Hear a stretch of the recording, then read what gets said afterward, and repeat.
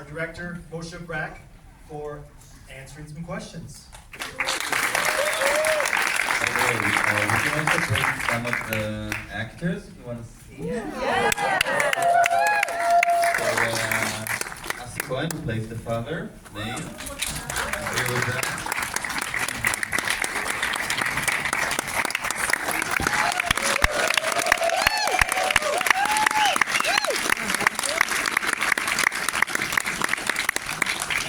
And we have the two sisters, Netta and Mom.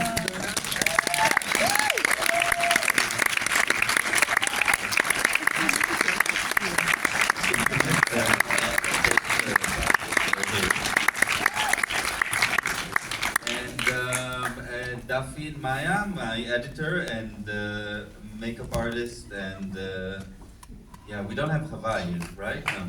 Okay.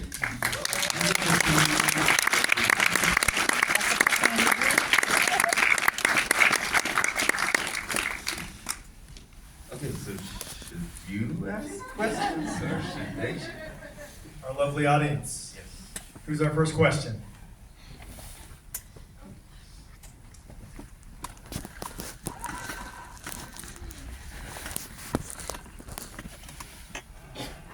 Loved the film, that was incredible.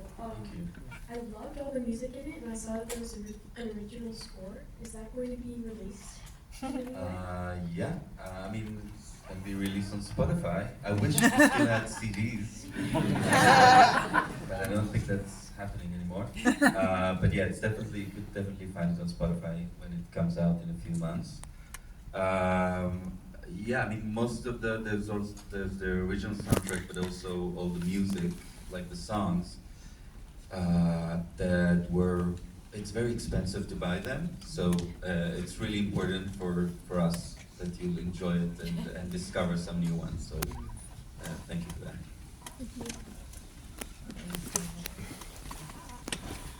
Thank you, that was a wonderful film. I noticed you changed the name from עצמאות, which I assume is, Gan עצמאות, Yeah. and who's going to get the reference here in the U.S., but and then changed it to, what was it, Tell Me Everything. Tell Me Everything, Can you right. talk maybe a little bit about the, why you decided on that name?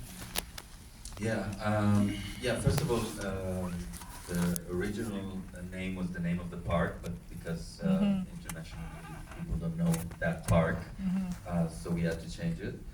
And I think that, after you finish a film and suddenly you need to find a name for it, it's really hard because, when you write a script, it takes with this film, it took 8 years that I had this project with this name. So suddenly after you finish it and it's ready, it's a product, and suddenly say, oh, it has a complete different name. It was really hard, and it took a while to find the right name. But I think that Tell Me Everything was probably one of the names that that at the beginning I thought that maybe it's gonna be hard to remember, which now I'm a bit worried because I didn't remember it. But I think that there was something very important in this last sequence of Meir and Boaz and that conversation they have. And I felt like that's probably the strongest theme that we can wrap the film around. That idea of our ability to really talk to each other and accept one another, and to also be able to just embrace the complexity of each other. In many ways there was something about Tell Me Everything that almost felt like it's almost like a demand for us all to communicate better. So I don't know, I was really connected to that theme. But yeah, I mean, it's a good name, right? Yeah. I just made a mistake, right? No.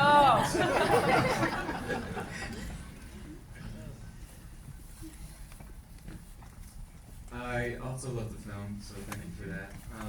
Specifically, I really love the writing in the movie, and I could just imagine, as a filmmaker, if I received this script, just being blown away. And so I was just curious, it made me think, each of you up there, what was it that attracted you to the project? Was it the screenplay when you first read it? And what ultimately made you say yes to signing on to this? So I didn't like the script. I don't like the feeling also. I just wanted the money and I got it. And I have a lot of money now. I don't care what happened with the movie. And the name of the movie, I don't care. I really like the script. I saw Moshe first film is called Karaoke, and I liked it very much. And I got the script from Moshe, and I liked it very, very much. And I liked the part. I really wanted to do it, and the script changed it very much with the editing of Duffy and Moshe. And maybe Moshe will talk about it, and that's it.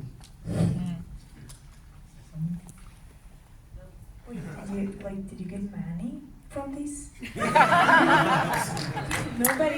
Nobody asked me. I just they told me to be there, so I was there. I didn't get anything. Well, now I know. Tell me everything, please.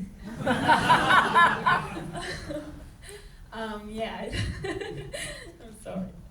I love that script, really. I always dreamed to be in the 80s, and I'm unfortunately was born a few years ago.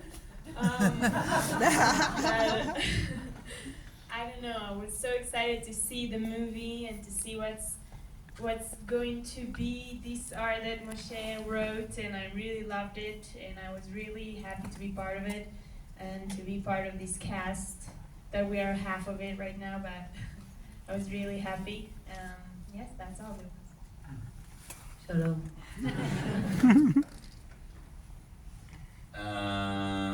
Yeah, I think that's. I mean, Duffy, unless you have something to say about it. About the script, why I chose the I mean, me and Duffy, my editor, we worked together since we were like students. So even if she didn't want to do it, I would force her. But yeah, I can talk about like what it means to develop this project for so long. I think there's something about starting from just wanting to kind of like, I guess, deal with my issues with my father in some way. This is not autobiographical, but I felt that the feelings that I have towards my father or towards my memories need a story that will kind of like emphasize it in a way that my own biography wouldn't do. So it was really about trying to tell a story about longing to somebody that it could even be, at home, like with you, but you still long for him. And that feeling was really, I don't know, it was really hard to express. And this film kind of like, the story kind of discovered itself to me while just, traveling through memories of my childhood and trying to just like make those themes and those feelings a story. So yeah, it's hard to explain because on the one hand, this is completely not my life story, but in an emotional way, it's almost like an accurate depiction of it. I guess that's all like filmmakers and writers feel. Yeah.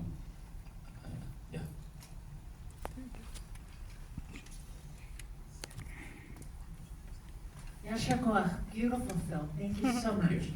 I think that the setting of the film in the 80s and 90s gave it a kind of urgency, but it's really a very universal story about family and losing one another and finding one another. Just gorgeous. So congratulations. No question. Oh.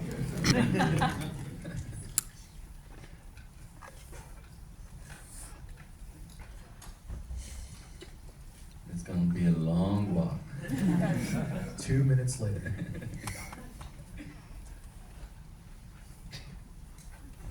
Hi, thank you so much for telling that story. I loved it.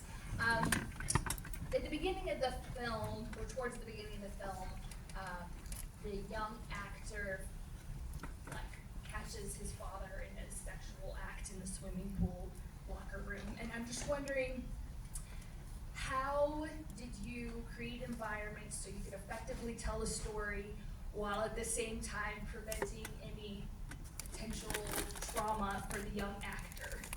If that makes sense. Yeah, well, thank God we have like laws, and I can't like actually put the child that on that set. It's really interesting because we had a lot of things that were, not appropriate. So it's really the things that I had to tell Yair, who plays young Boaz, without telling him what he's actually seen. But the camera is on him, and I'm giving him something to imaginate. Like some, I don't remember. I think I used like imagery from Stranger Things or some TV show, just like because I also felt, to really allow this young boy portray the horrors of sexuality when you're that young. It really feels like a horror movie. So it was all about almost kind of like creating this monster for him. While after we finished shooting him, we had to let Assi do some, other stuff that he had to do. Also with him, it wasn't that easy, and I had to give him some different, I had to help him with. I had to teach him how to give a.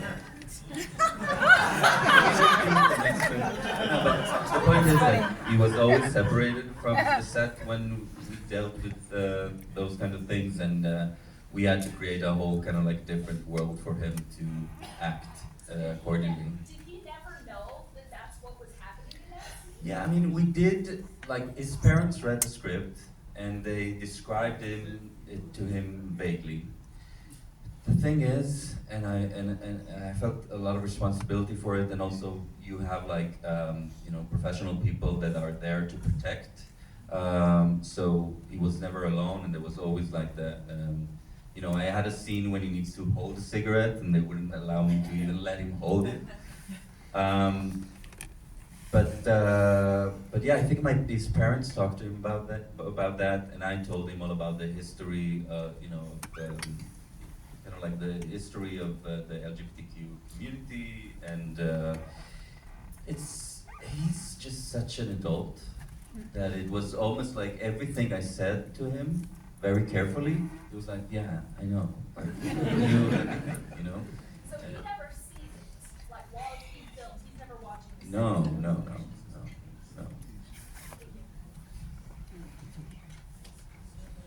Hello. I have a question. To me, the most profound part of the film was displaying the heartbreaking juxtaposition between self-determination and following your love in your heart and following your family and traditional cultures. And I was wondering if you could speak a little bit to how you portray that particularly within your own cultural constructs of how you wrestled with portraying, choosing between love and family. Yeah, I think in a way, there's something about, for me, it feels like it's not only about, sexuality, but it's also just being, free to live your life without being obligated to your family and to, the traumas of your childhood. And it was really about telling the story about how these three characters, the mother, the father, and the child, can, in a way, liberate themselves from each other and from that kind of like, I guess, love. Because in many ways, it's not a story about people that hate each other and want to get away. It's a story about people that love each other and need to get away. So it's a very complex tale to tell because there's no villains, Even the mother, when in many ways, structurally, as a screenwriting, analyzed, she's kind of like the villain, but she's not really, because they are all connected to each other, and it's really hard to break a family, even though every part of them wants to move forward on his own path. But yeah, and even with the mother, I think it was very important for me to, at the end, give her that moment of release, to give her that moment of grace. So in a way, they will all find their liberation with all the pain that it cost. You know, did I answer your question? Okay, thanks. Thank you so much. Absolutely amazed by the film. I am really fascinated by the setting of the AIDS epidemic. And I just thank you for sharing this story, because as time goes on, those stories here in the United States are becoming farther and farther away. I've been a longtime volunteer of the Utah AIDS Foundation, which is now UAF Legacy Health, which is a queer-focused community health center here in Salt Lake City, a mile from here. And a lot of our younger people, they don't remember that time at all. And you know, I'm just curious to know, how did you decide to set it in that time? Were you using your own memories of that time to kind of create the fear and the stigma and the misconceptions around it, and how did you sort of share that with the younger people in your cast who may not really have an understanding of what that time was like? Yeah, I mean, it's such a good question, because it's really, you know, it was my fear as a child. I remember those days very well, and I feel like a lot of who I am and a lot of the way that I, you know, turned out to be, even today, has a lot to do with those fears. And those fears were, you know, it started from, you know, those rumors about AIDS and about the way that people talked about it. And I was completely convinced when I was like 6 years old that I have it. And, you know, it was really, in a weird way, traumatizing, because I couldn't even talk about it with anyone because it was such a taboo subject. And you know, it was just random that I found that I have it. And I'm sure that a lot of people, you know, had that hysteria and that paranoia. And it made me realize that, you know, the culture has dealt in many ways with that story, but it told it from, it talked about, and rightfully so, about the victims, which is the most important thing to talk about. But I thought that maybe it would be, it was time to also kind of like touch the subject about the rest of the people that wasn't really affected by it, but were paranoid, and the things that paranoia made them do, and the homophobia that grew out of it. So in many ways it felt that it's, you know, my personal perspective on that story was about fear, you know, and that's a story that I felt that is important to tell. And I guess, you know, I don't know, I guess like, yeah, I guess like young people could connect to it because of COVID-19 in many ways. So it was really, it was like COVID, but for gays, like I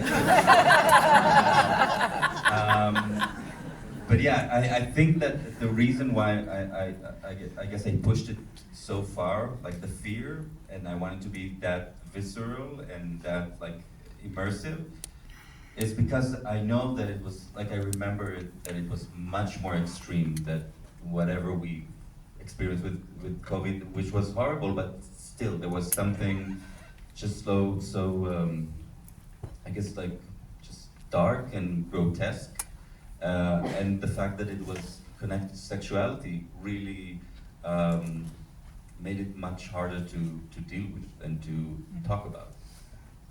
Do you want to add something about that? No, I just wanted to say that how this is for the young people to understand, because they shared the fear like at the beginning of the COVID, so they really had a good notion of that. You know, I still see people here with masks; it's still around. You know, people are still very aware, and yeah, So COVID for gays. Don't listen to her. She's not. We have time for one more question here. So thank you so much for this film. It was a beautiful film. As you may know, the current, our President Trump is aggressively attacking the arts by defunding the arts and having censoring cultural institutions. And I understand that's happening in Israel as well. And so I was curious about the funding for this film, and correct me if I'm wrong, but I understand that in Israel, a lot more funding for the arts comes from the government because it's such a small country. So how's that work now with the current government there and funding a film like this?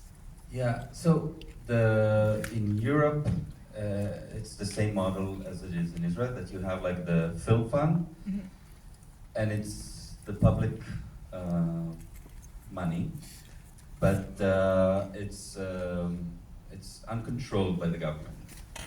So in many ways, you know, the artistic integrity of the industry stays the same. The problem is, there's a lot of conflict between the film fund and the government, and part of it is, you know, I don't want to get into politics, but the film industry is fighting for its survival in many ways. Yeah, but this film, like we got the film fund way back, because it takes time. And also we had, like, it's not enough. You need to get, like, so we raised money from France and from England. So you have to, you know, use every, you know, government models that you are allowed to submit. So yes, so this is like co-productions of 3 countries. Thank you. Awesome, thank you all. Please give our filmmakers another big round.